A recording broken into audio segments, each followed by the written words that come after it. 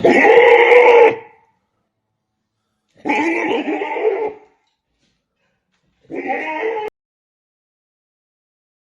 वालेकुम, hello and how guys, welcome back to my another new vlog. क्या हाल है सब बहन भाइयों के? ठीक ठाक हैं, खैर से? उम्मीद करता हूँ सब बहन भाई खैर आफियत के साथ होंगे। आज आपके साथ पाकिस्तानी बीतल और पाकिस्तानी नागरा के जो ब्रीडर हैं वो शेयर करने जा रहा हूँ। ये ब्रीडर चाइना के शहर काशगर के अंदर हैं। ये एक मुस्लिम मेजोरिटी वाला इलाका है काशगर। ये उरमची प्रोविंस है, जाके अगर आपने सुना हो जहाँ मुस्लिम उगर रहते हैं, ये उनका इलाका है। और काशगर चाइना का आखिरी इलाका है। इसके बाद पाकिस्तान की सरहद जो है स्टार्ट हो जाती है। पाकिस्तान और गिलगित बल्तिस्तान के दरमियान में जो एक दरिया है वो क्रॉस करके आप काशगर पहुंच जाते हैं। जो काशगर के रेजिडेंट्स हैं और गिलगित बल्तिस्तान के रेजिडेंट्स हैं उनको एक ख़ास किस्म का परमिट अलाउ किया जाता है। उनको वीज़े की ज़रूरत नहीं होती है। वो विदाउट वीज़ा इन दो सिटीज़ के अंदर आ जा सकते हैं और इनकी आपस में रिश्तेदारियाँ भी हैं वहाँ।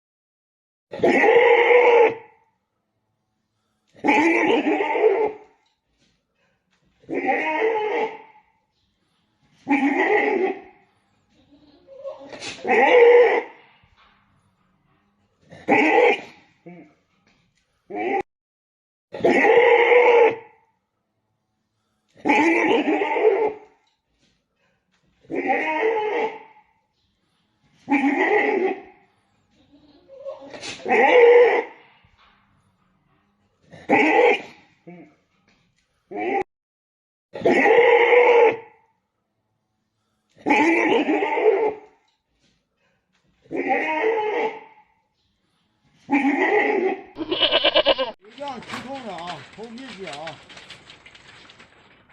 就这样，简单省事，方便，效果还好。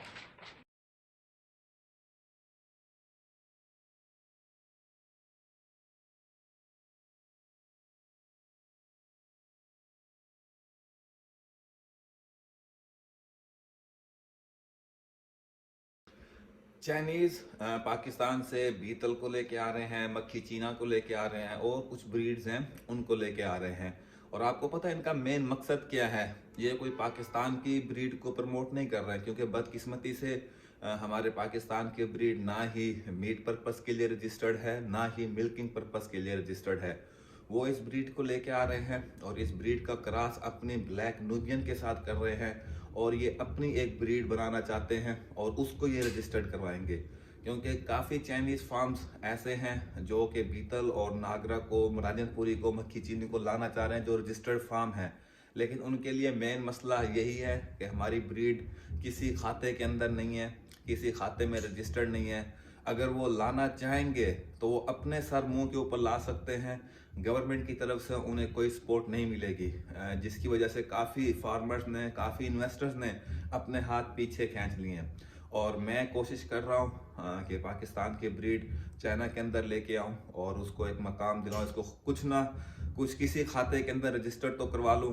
खा वो मीट पर्पस में रजिस्टर्ड हो या मिल्किंग के अंदर हो, मिल्किंग में इसमें बड़ा काम करना पड़ेगा क्योंकि इसको 180 दिन से लेके 210 दिन तक लेके जाना है। इसका लैक्टेशन पीरियड लाजमी इतना होना चाहिए, तब जाके ये मिल्किंग पर्पस में आके शामिल हो सकती है। जो इसकी मिनिमम मिल्किंग एवरेज होनी चाहिए वो 4 से 5 केजी होनी चाहिए।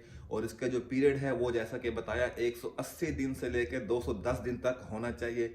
और फैट जो है 3.5 से लेके 3.94 होना चाहिए। इन रिक्वायरमेंट्स पे और इन क्राइटेरिया के ऊपर हमारी बीतल, मक्खी चीनी या जो भी ब्रीड होगी जो लेके आना चाहता हूँ वो पूरा उतरेगी, तो उसको ये सी क्लास मिल्किंग के अंदर ऐड कर सकते हैं। फिर day by day with the passage of time उसकी ब्रीड के अंदर इम्प्रूवमेंट हो के उसके ऊपर एक्सपेरिमेंट होंगे, फिर उसका टेस्ट होगा, फिर वो कहीं जाके एक प्रॉपर मिल्किंग ब्रीड में आ सकती है। तो ये एक टाइम स्पेंडिंग प्रोसेस है, लेकिन इसके लिए कुछ स्टेप उठा लिए हैं और कुछ फार्मर से भी बातचीत चल रही है, कुछ गवर्नमेंट ऑफिशियल के साथ भी हमारी बातचीत चल रही है कि हमें कुछ ना कुछ सपोर्ट करें। अगर वो सपोर्ट करेंगे वेल एंड गुड, अगर नहीं करेंगे तो फिर अपने सर मुंह के ऊपर ही हम 2-3 फार्मर्स हैं जो इस बारे में सोच रहे हैं कि हम इसको पाकिस्तान से लेके आए और इसको बाकायदा एक ब्रीड का दर्जा दिलवाएं।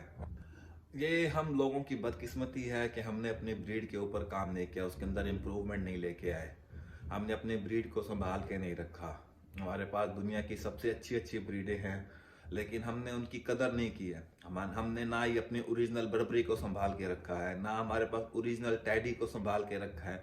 इसके अलावा हमारे पास देहरादून पनाह की ब्रीड, ज़बरदस्त ब्रीड है, मिल्किंग ब्रीड है, उसको संभाल के नहीं रखा है। बीतल का तो लोगों ने शौक किया हुआ है, लेकिन उसको उस मकसद के लिए नहीं रखा जिस मकसद के लिए वो होनी चाहिए थी। बस शौक की हद तक उन्होंने अपने फार्म की शो पीस बना ली है, अपनी शो पीस बना ली है, अपनी वाह वाह इकट्ठी कर ली है, लेकिन ब्रीड पे हमें तौफीक नहीं हुई कि हम इसको संभाल लें, इसकी पेडिग्री को संभाल लें, इसकी एवरेज को संभाल लें, इसके डेटे को संभाल लें। नहीं, तो जिसकी वजह से आज हमारी जो ब्रीड है इतनी अच्छी होने के बावजूद भी दर बदर की ठोकरें खा रही है। और लोग कहते हैं कि बीतल के अंदर वो कैपेसिटी है, बिल्कुल है, लेकिन अभी इसको उस पीरियड पे पहुंचने के लिए काफ़ी टाइम दरकार है जहाँ ये डेली का 5 से 6 लीटर मिल्क प्रोड्यूस करे। इसकी हर बकरी 5 से 6 लीटर मिल्क हो उसके पास, और उसकी मिल्किंग एवरेज जो है 180 दिन से लेके 210 दिन हो, और इसके मिल्क के अंदर जो प्रोटीन है वो 1.9 होना चाहिए, और फाइबर जो है 0.8 से 1.2 और 1.3 के दरमियान में होना चाहिए, और उसके बाद जो फैट है वो 3.5 से लेके 4% होना चाहिए। तो ये सब हमारी खुराक से बेहतर होगा जितनी अच्छी मैनेजमेंट करेंगे, जितनी अच्छी कैटेगरी हम इसकी रखेंगे।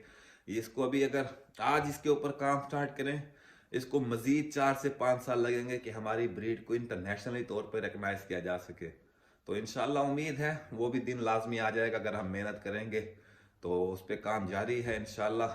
अपनी कोशिश है, हम वो कोशिश कर रहे हैं, रिजल्ट मेरे अल्लाह ने देना है, तो कामयाब हो जाएंगे। मोस्टली जो चाइनीज़ हैं या जो अपने सर मुंह के ऊपर लेके आ रहे हैं इस बीतल को या मक्खी चीना को या राजनपुरी को, वो जस्ट उनके ब्रीडर्स लेके आ रहे हैं और वो उनकी यहाँ ब्रीड कर रहे हैं अपनी लोकल ब्रीड के साथ, और उससे एक ब्रीड तैयार करना चाह रहे हैं। कुछ अर्सा पहले कुछ चाइनीज़ जो है फीमेल गोट्स लेके आए थे, मिल्किंग गोट्स लेके आए थे, क्योंकि हमारे मुल्क के अंदर व्यापारी हजरात, ट्रेडर हजरात, अगर बकरी 2 किलो दूध दे रही है तो उनकी नज़र में वो 8 किलो दूध दे रही है। अगर उसने 2 दिन दूध दिया है 5 किलो, तो इसका मतलब है वो 5 किलो वाली बकरी हो गई है।